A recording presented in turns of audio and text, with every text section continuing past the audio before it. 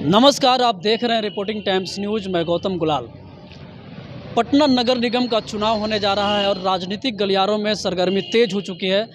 और इस बार जो चुनाव होने जा रहा है वो मतों का प्रयोग होगा। ये पहली बार नगर निगम में मेयर पद के चुनाव के लिए लोकतांत्रिक तरीके से जनता मेयर को चुनेंगे। तो इस अ, राजनीतिक सरगर्मी में लोग जो प्रत्याशी हैं वो पूरी तरह से अपना कमान बांध करके और प्रचार प्रसार में लगे हुए हैं।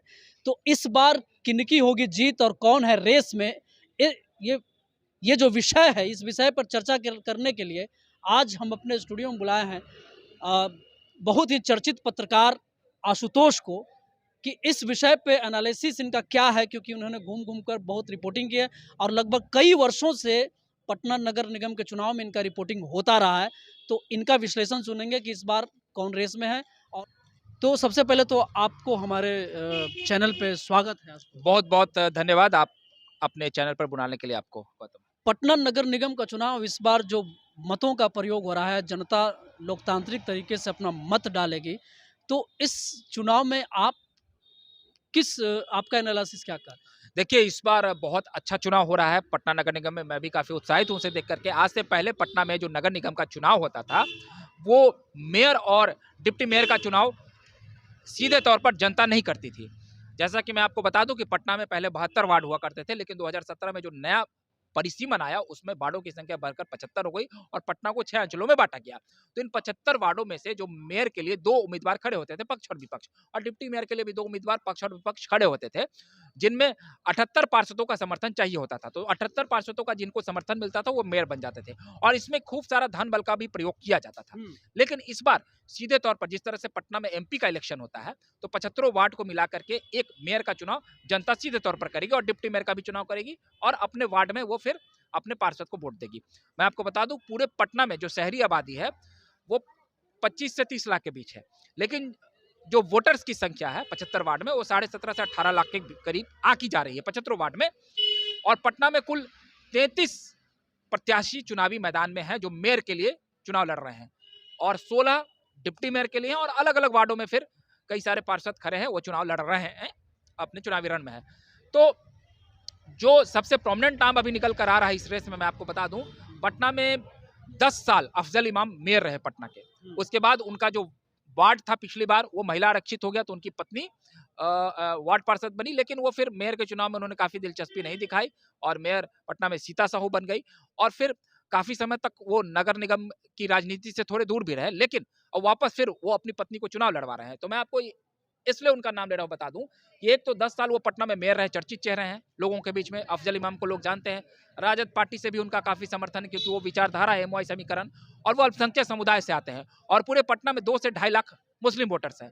तो अगर वो, जैसा हम जानते हैं कि बिहार में जाति धर्म के आधार पर वोट मिलती है, अगर एक तरफा वोट उनको मिले तो अफजल इमाम इस रेस में आगे हैं और वो चुनाव जीत सकते हैं।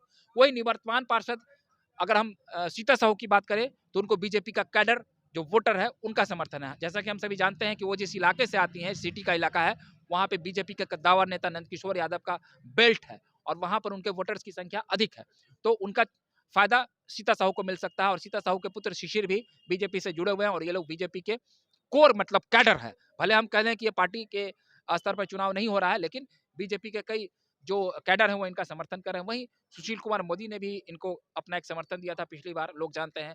बीजेपी के बड़े नेता मंगल पांडे भी इनको समर्थन करते हैं, मंगल पांडे। तो ऐसे कई बीजेपी के दावर नेता और कैडर हैं जो उनके चुनाव में जीत के लिए लगे हुए हैं। हालांकि सीता साहू पिछले बार जब पटना में जलजमाव हुआ था तो उसको लेकर काफी उनकी फजीयत भी हुई थी, उनके खिलाफ अविश्वास प्रस्ताव भी कई बार लाया गया, लेकिन फिर भी वो उसमें पास होती रही और पटना में चुनाव जीतती रही। अगर इस बार वो चुनाव जीतती हैं तो आप समझ लीजिए कि जनता उनके कार्यों को स्थापित कर रही है, लेकिन अगर वो चुनाव हारती हैं तो कहीं ना कहीं ये बात प्रमाणित होगा कि लोग उनके कार्यकाल से नाखुश रहे हैं। वही हम तीसरे नाम की बात करें तो पटना में कमल नोपानी है जो काफी चर्चित समाज से भी हैं, उनकी पत्नी सरिता नोपानी भी इस रेस में काफी आगे हैं। कमल नोपानी वो शख्स हैं जो पटना में हर साल आपको रावण वध देखने का सौभाग्य देते हैं। उनकी दशहरा कमेटी है और उसी के तहत रावण वध पटना में होता है और कई अलग अलग विधाओं में वह समाज सेवा से जुड़े रहते हैं। पटना में चाहे गरीबों के लिए, बच्चों के लिए कुछ काम करना हो, अनाथ बच्चों के लिए काम करना हो, कई बार उन्होंने पटना स्टेशन पर भी लंगर लगाया है। कोरोना के दौर में उन्हें ऑक्सीजन मैन की भी संज्ञा दी गई और कई इलाकों में उन्होंने बेसहारों की मदद की और उन्होंने काफ़ी अच्छा प्रभावशाली काम किया है। फिर वो पीएमसीएच के गरीब लोगों के लिए भोजन की व्यवस्था भी करते थे, मरीजों के लिए, और कई ऐसे मौके पर वो समाज के लिए खड़े रहते हैं। कई मौकों पर समाज के लिए खड़े रहते हैं। इस बार का जो चुनाव उसमें दिलचस्प आपको क्या लग रहा है मामला? देखिए, इस बार के चुनाव में जो दिलचस्प मामला यही लग रहा है कि मेयर पद के लिए सरगर्मी बहुत तेज है। काफी सारे लोग इसमें लगे हुए हैं। जिस तरीके से एमपी का चुनाव होता है, बैनर, पोस्टर, होर्डिंग, जगह जगह गोलबंदी। लेकिन सबसे खास बात है कि जो मेयर पद पे जितने भी लोग खड़े हैं, उनका पूरे पटना में ग्लोबल स्तर पर बहुत पहचान नहीं है ना? वो पहचान अलग अलग इलाके में है, जिस पहचान को ग्लोबल स्तर पर, मैंने पूरे पटना के स्तर पर 75 वार्ड में बनाना है। तो जीत हार का मार्जिन कम रह सकता है।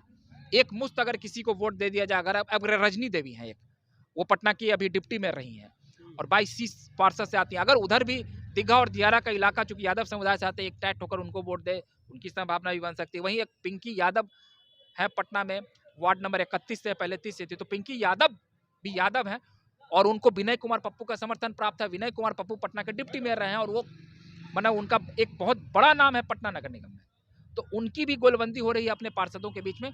तो जो अलग अलग विभिन्न पार्षद हैं अलग अलग वार्डों में, उनके पास भी प्रत्याशी जा रहे हैं और उनके आश्रय हैं कि वो उन्हें वोट दिला दे। तो परोक्ष रूप से यहाँ पर भी जो पुराने पार्षद रहे हैं, उनके सामने मेयर जो पद के जो लोग हैं माथा टेक रहे हैं जा करके। तो आज का विश्लेषण में बस इतना ही, और बहुत अच्छे तरीके से आशुतोष जो है बताएं कि पटना नगर निगम के चुनाव में जो मेयर पद का चुनाव हो रहा है, उसमें कौन रेस में है, किनका पलड़ा भारी है। बाकी तो लोकतंत्र में जनता के हाथ में होता है कि वो किसको अपना मत देंगे। वो तो 28 तारीख को मतदान होना, उसके बाद जो रिजल्ट आएगा उसमें पता चलेगा। तो आज के लिए बस इतना ही। अगर आपको हमारा वीडियो अच्छा लगा तो हमारे वीडियो को शेयर करिए, लाइक कीजिए, चैनल को सब्सक्राइब कीजिए, फेसबुक पेज को फॉलो कीजिए। बहुत बहुत धन्यवाद आशुतोष जी। धन्यवाद, धन्यवाद। बहुत बहुत धन्यवाद।